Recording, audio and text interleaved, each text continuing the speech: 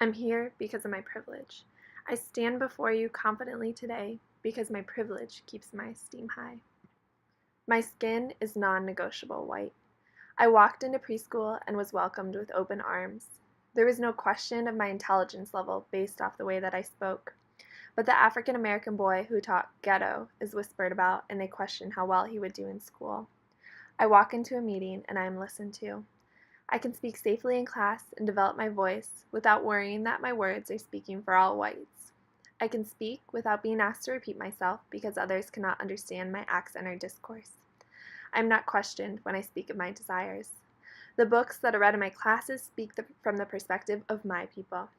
I've never questioned that I would not be able to receive the education to achieve my dreams.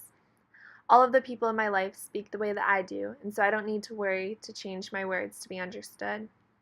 But you see, as I walk unaware of this privilege, my brothers and sisters are struggling to code switch so that they are listened to, and my brothers and sisters are not celebrated for where they are from, but asked to conform and accept.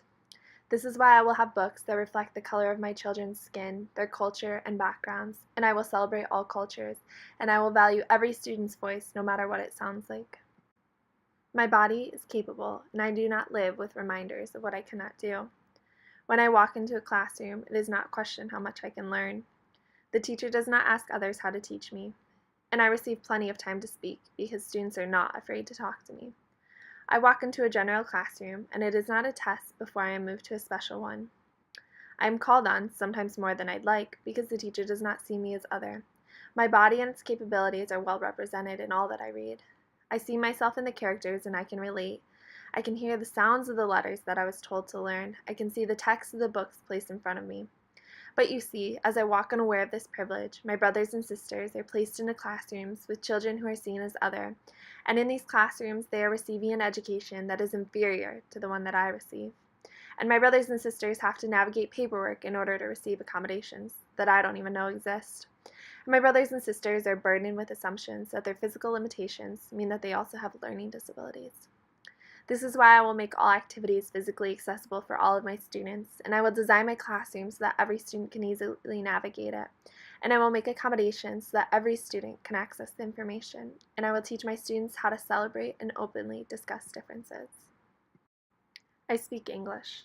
I walk into classrooms with confidence, knowing that I will understand the teacher's expectations, directions, and words. I am assumed to be educated and intelligent. My language is represented in almost, if not all, of the material used in the classroom. People seek clarification when I am misheard, rather than nod and smile.